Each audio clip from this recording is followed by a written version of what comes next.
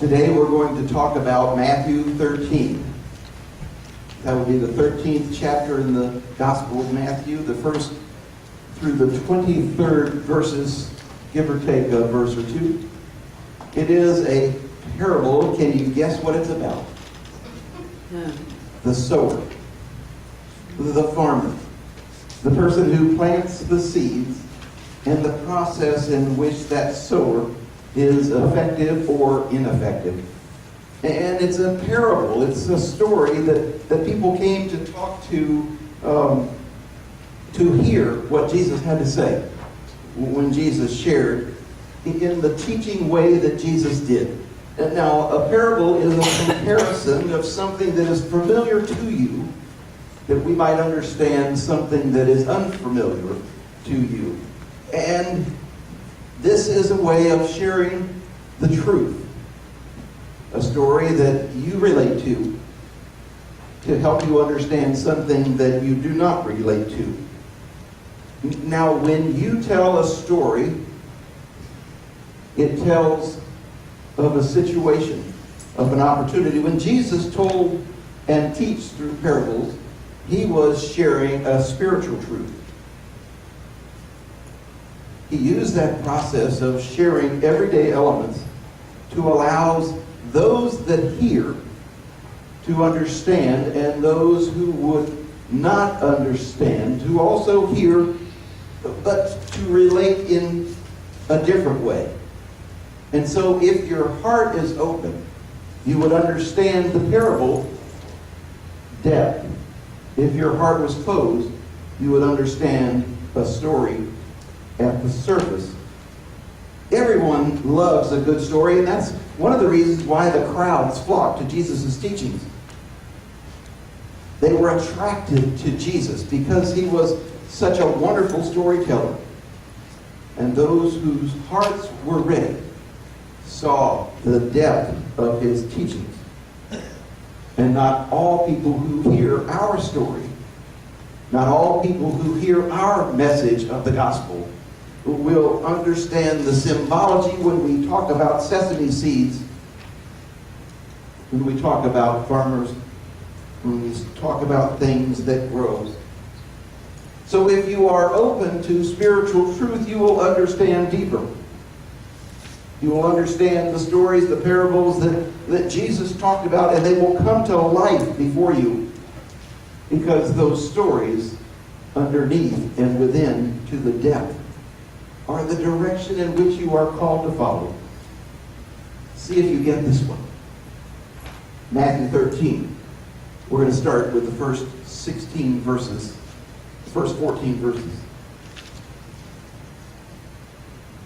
That same day, Jesus went out of the house, sat by the lake. Such a large crowd gathered around him that he got into a boat and he sat in it while all the people stood on the shore. Then he told them many things in parables, saying, a farmer went out to sow seeds. As he was scattering the seeds, some fell along the path, and the birds came and ate them up. Some fell on rocky places where they did not have much soil.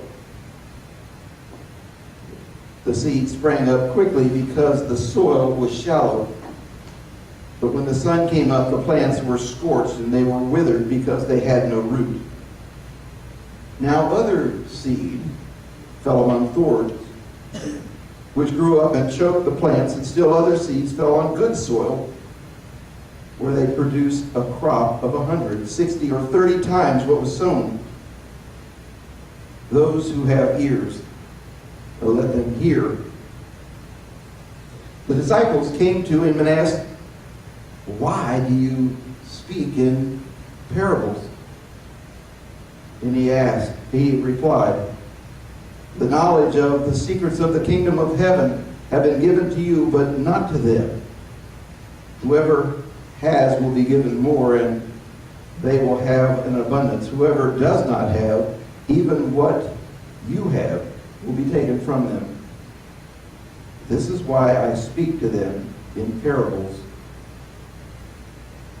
Though seeing, they do not see. though hearing, they do not hear or understand. In them is fulfilled the prophecy of Isaiah. The word of God for the people of God. Thanks be to God. Thanks be to God. You see, those in relationship with Jesus hear and understand truth. Jesus spoke to them in stories and parables about farming because the people of their time knew about farming.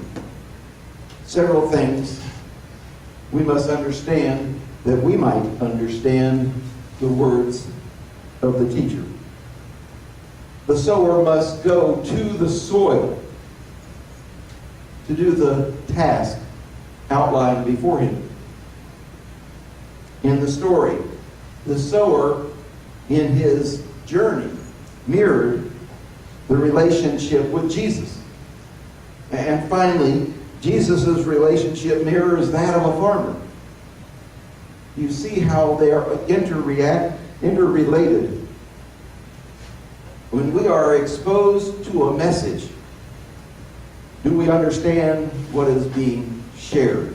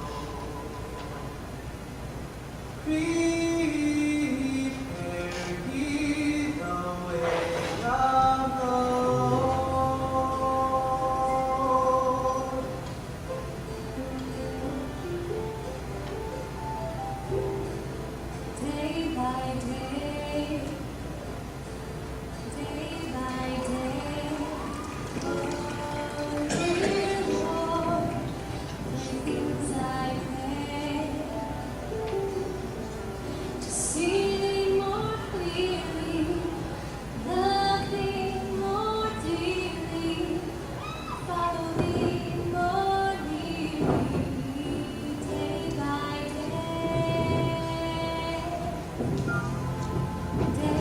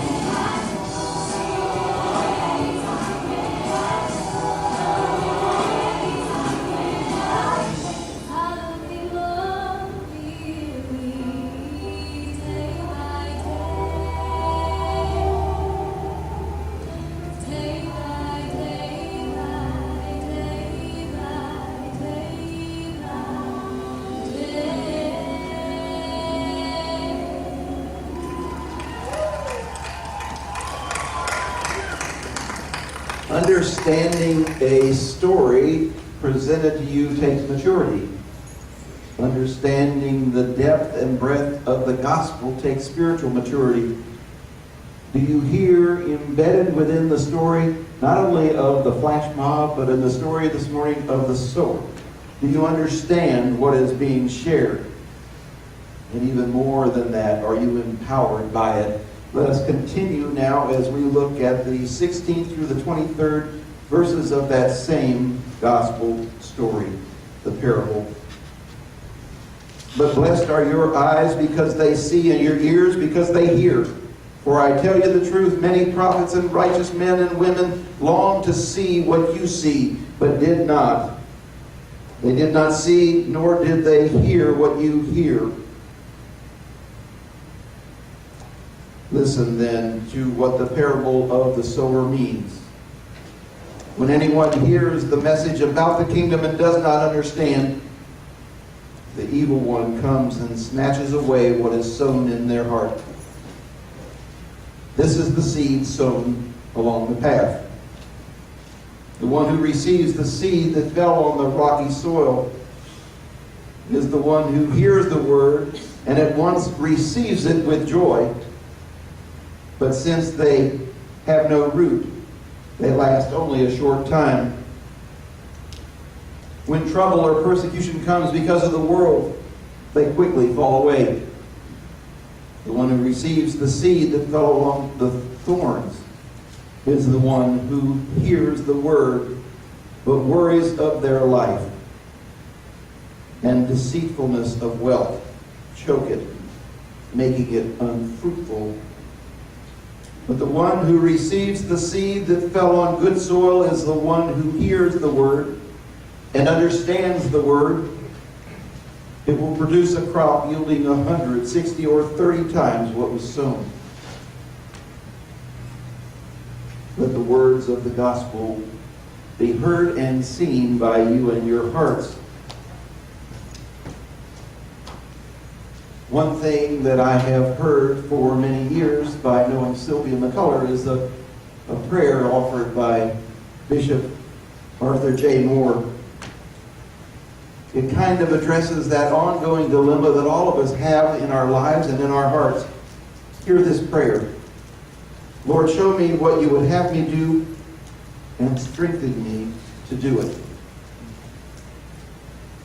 Show me the path, empower me to be able to do and accomplish what's in front of me. There are several kinds of people in the world, and I'm going to give you a list, just a very short list, of which there are thousands, probably even millions. These are people who have been influential in our world, past, present, and future. Jesus, Sherlock Holmes, Napoleon, Indiana Jones, William Shakespeare, Don Quixote, Abraham Lincoln, Betty Crocker, Peter the Apostle. You see, there are two kinds of people that have an effect on who you are, who you have become, and who you are becoming. And they've had an impact of significance on our society. Some of them only have lives on the written page. Jesus was one of the others. Jesus was real. Jesus was a person who lived. Some are fictional. Some are real. The sower was fictional. Both the sower and Jesus reveal and offer to the congregation of their surroundings pearls of wisdom through the truth of a story. Both engage us with delight. Both move us beyond that we might see above and beneath what is revealed in the story that is shared. It intrigues us to know what is truly being said beyond the seeds and the sower, the path, the rocky places, the thorns, the good soil.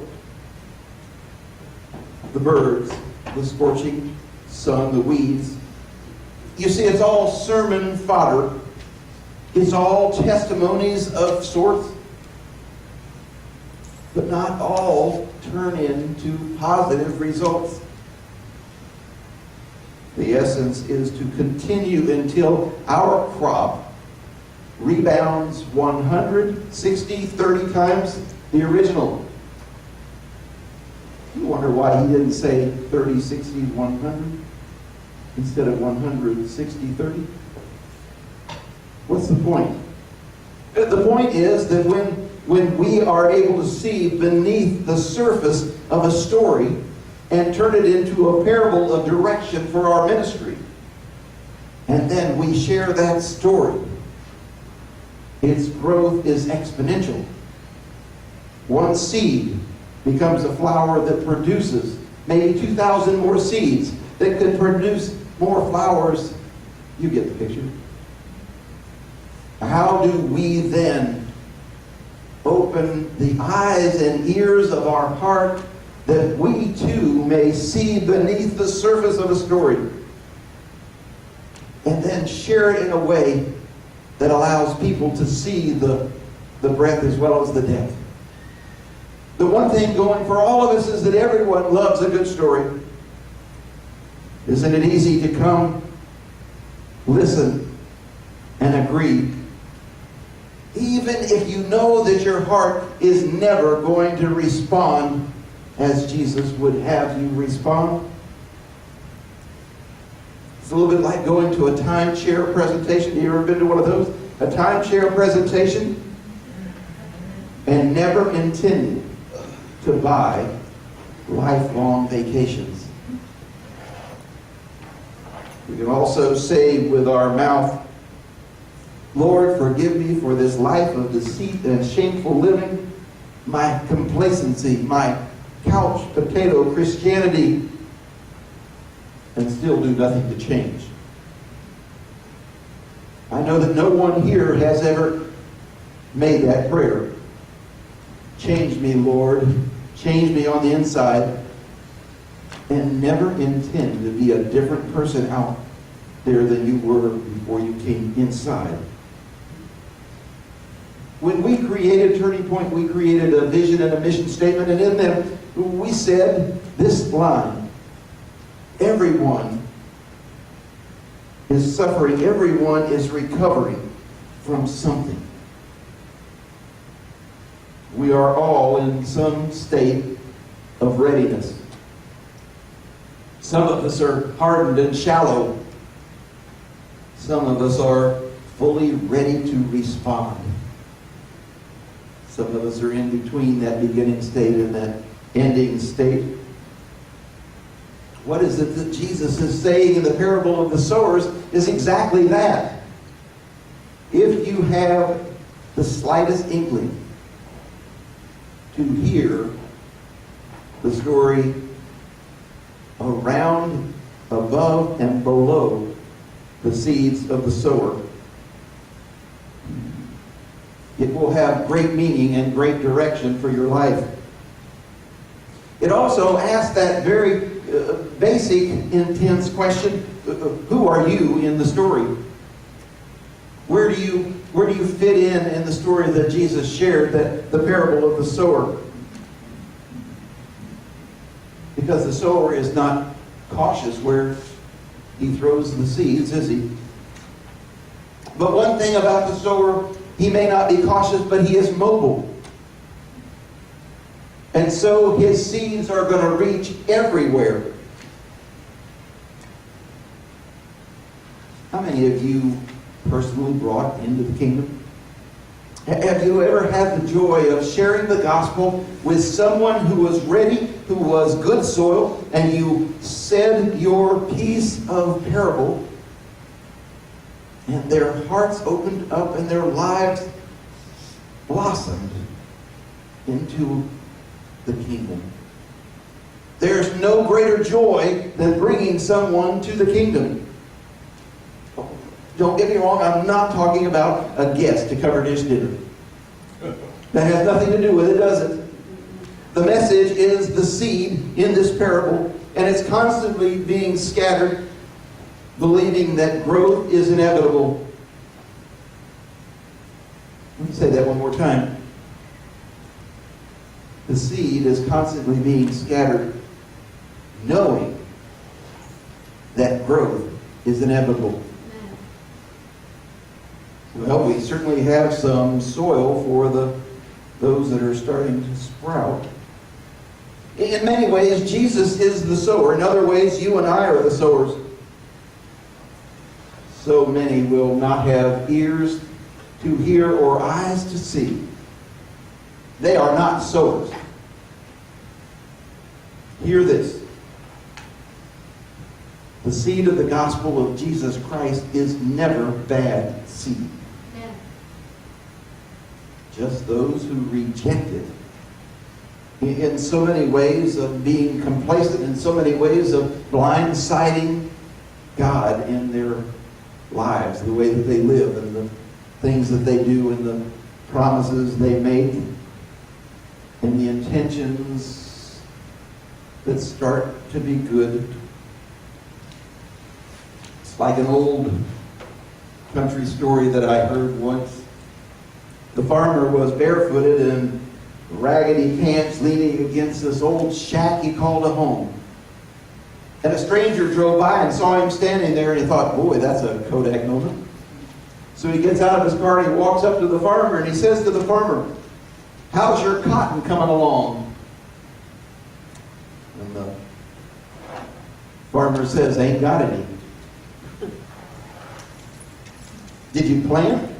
says the stranger. "Nope, I was afraid of boll weevils." "Well then, how's your corn coming?" "Didn't plant any of that either. I was afraid it wouldn't rain." "Well, how then are your potatoes doing?" "Didn't plant any of them either. I was afraid of potato bugs." "Then what did you plant?" said the stranger to the farmer. "Nothing, I just decided to play it safe." The question becomes for all of us, including the farmer, how safe is it not to plant? Remember the story of Jesus. It's where Christianity starts.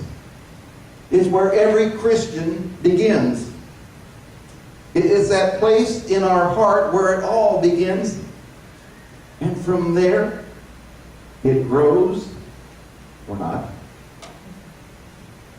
And then, out of the blue, in your maturity and in your adult living, someone will call to you by the name you had as a child. And instantly your mind races back to that very beginning. All these stories, all these parables, all these sermons, all these years. Do you remember where it all started? What it was all about? What you were called to do? Who you were called to become? Think about it. Because like the story, like the parable of Jesus Christ, that question too is just a reminder. And all children say, Amen.